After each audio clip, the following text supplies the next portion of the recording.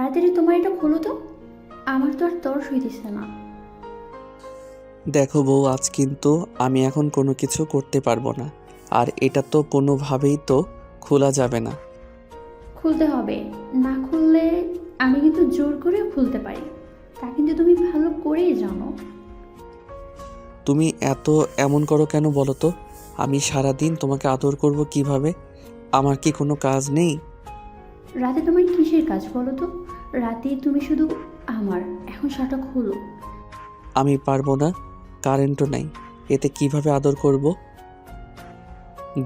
ঘেমে যাব না বলো? না, কিছু হবে না, তোমার কাছে আমি আছি না। আমি ওপাশ ফিরে শুয়ে শুয়ে পড়লাম।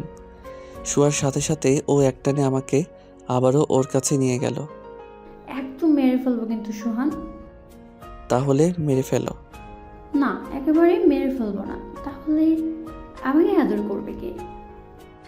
সকালবেলা তোমাকে আদর করব। এখন কারেন্ট নাই, চারদিকে অন্ধকার, তুমি দেখো না? এই অন্ধকারের ভিতরে আদর করতে অনেক মজা, তুমি জানো না? পারবো না। তুমি পারবে না, তাহলে আমাকে বিয়ে করেছো কেন? তোমাকে দেখে রাখার জন্য। তোমার আর দেখতে হবে না, বিয়ে যখন করেছো আদর করতে হবে, আর এখনই। এমন বউ ও আর দুটো দেখিনি। এই সারাদিনই শুধু আদর আদর আর আদর। এই দেখো না সোনা, আমি পুরো রেডি, তুমি তোমার কাজ শুরু করে দাও না প্লিজ, খুব ইচ্ছে করছে।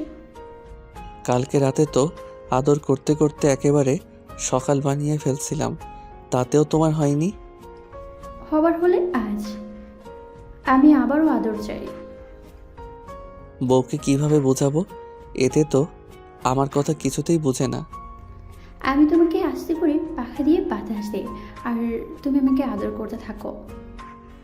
হাত পাখা দিয়ে বাতাস করলে কি হবে বলো? আমারই তো অনেক কষ্ট হবে। তোমার কোনো কষ্ট হবে না, একবার করে দেখো।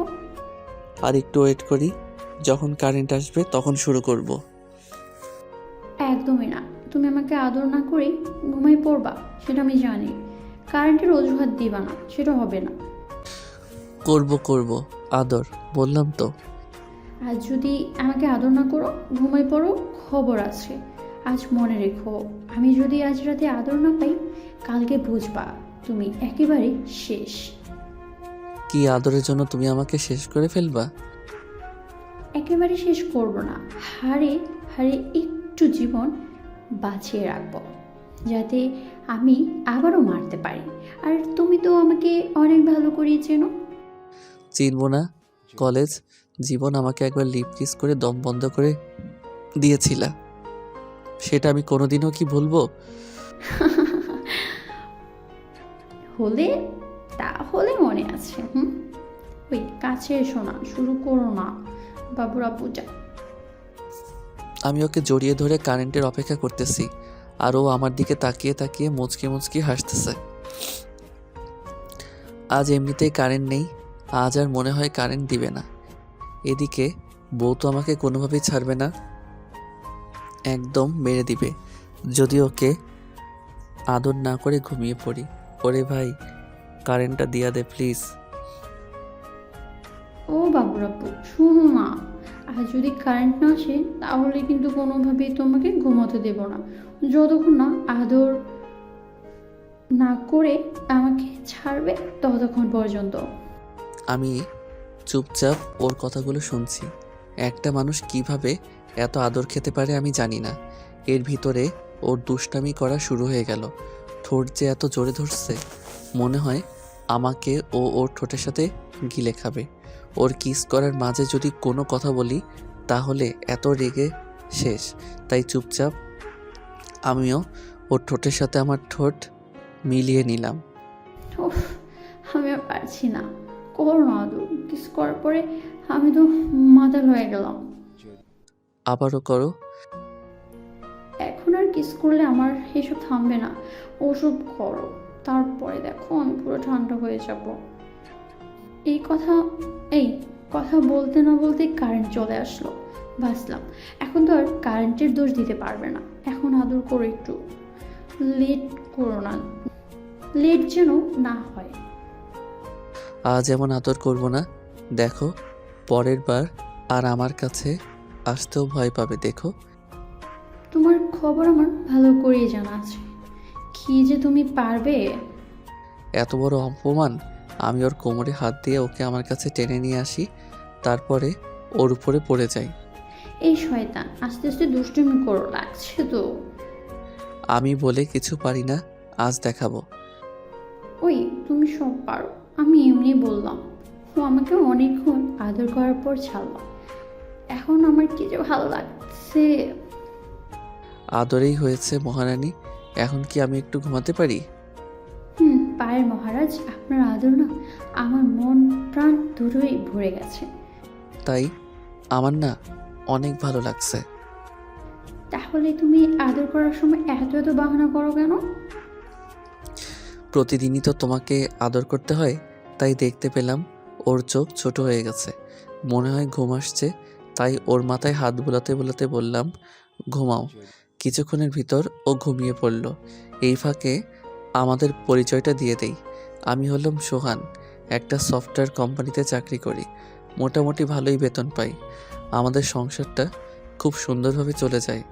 আমি খুব একটা ভালো বউ পেয়েছি যে কি চোখ না বুঝেই আমাকে বিশ্বাস করতে পারে। আর ওর ভালোবাসা তো কোনো কমতি নাই, খুব ভালোবাসে, তবে দুষ্টু। আমিও চোখটা বুঝে ঘুমিয়ে পড়লাম। সকালবেলা দেখতে পেলাম ও আমার নাক চেপে ধরছে। কি হয়েছে তোমার? সকাল হয়ে গেছে। দেখেছি, কিছু কি বলবা? বলে আর লাভ কি? বললেই তো তুমি নানান বাহানা দেখাবা। আর বলো না, কি বলবে? আমি কি তোমার কোনো কথা ফেলে দেই? তাহলে আমার হাতের ভিতরে তোমার হাত থেকে প্রমিস করো তো। করলাম প্রমিস। আমার না একটু, এই বেশি না, একেবারে একটু আদর খেতে ইচ্ছে করছে। ও বউ, কালকে রাতে না আদর করলাম? আমার আবারও মন চায়, তাই। ওরে আমার আদর পাগলি রে! করবা? ওই বলো না। হ্যাঁ, আদর করব। এটা বলার সাথে সাথে ও আমাকে এমনভাবে জড়িয়ে ধরলো, আমি ছোটাতেও পারছি না।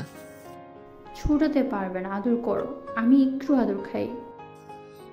আমি ওকে আবারও আদর করলাম, তারপরে উঠে ফ্রেশ হয়ে নাস্তা করে রওনা দিলাম। উম্মুয়া! সাবধানে যাবা। আর হ্যাঁ, অফিসে পৌঁছেই একটা SMS দিবা। SMS দিতে যদি ভুলে যাও, খবর আছে বলে দিলাম। ওকে, সেটা আর বলতে। এখন ছাড়ো, না ছাড়লে যাব কিভাবে? ছাড়তে তো মন চায় না। আমি তো আসতেছি একটু পরেই। একেবারে বিকালে? সেটা আমি জানি না বুঝি। একটু পরে বিকাল হয়ে যাবে, দেখো। কোজো হবে, আমি না হয় বিকেল পর্যন্ত অপেক্ষা করলাম। যাও। ওর দিকে আরও দুবার তাকিয়ে আমি অফিসে চলে আসি। প্রচুর কাজ এখানে, তবে SMS দিতে ভুল করিনি। SMS না দেওয়া পর্যন্ত শান্তি নেই আমার। তাহলে বাড়িতে গেলেই আমার খবর তো 12টা করে ছাড়বে। আমি কাজ করে দুপুরে খেয়ে নিলাম, ওর সাথেও কিছুক্ষণ কথা বললাম। বিকেলবেলা বাড়িতে চলে আসি। ও দরজা খুলে আমাকে পাগলের মতো জড়িয়ে ধরলো। মনে হয় আমি বিদেশ থেকে এখনই আসছি। একটু সময় আমাকেও না দেখে থাকতে পারে না, সেটা আমি জানি। আখি ও আখি শোনা, আব্বু আম্মু যে সময় আসতে পারে। আসবে না এখানে কেউ। তোমার সমস্যা হলে আমাকে কোলে নিয়ে আমাদের রুমে চলো। ওকে কোলে নিয়ে আমাদের রুমে চলে আসি। এখন আমি অনেকক্ষণ তোমাকে জড়িয়ে ধরবো, কোনো কথা বলবা না। আর আমার জড়িয়ে ধরা যে সময় শেষ হবে তখন প্রেস হবে, তার আগে না। কতদিন দেখিনি তোমাকে। 8 ঘন্টা না দেখতে পেয়ে এমন করতেছো? আমার কাছে এই 8 ঘন্টা মানে 8 বছরের সমান, জানো তুমি? ও আমার পায়ের উপরে দাঁড়িয়ে আরো জোরে জড়িয়ে ধরলো। আমি কিছু বললাম না, আমি শুধু আমার পাগলি বউয়ের দুষ্টামিটা দেখি, কারণ ওর এইসব জিনিস আমার প্রচুর ভালো লাগে। দোয়া করবে আমাদের জন্য, খুব সুন্দরভাবে যেন ওর সাথে থাকতে পারি সারা জীবন ভর।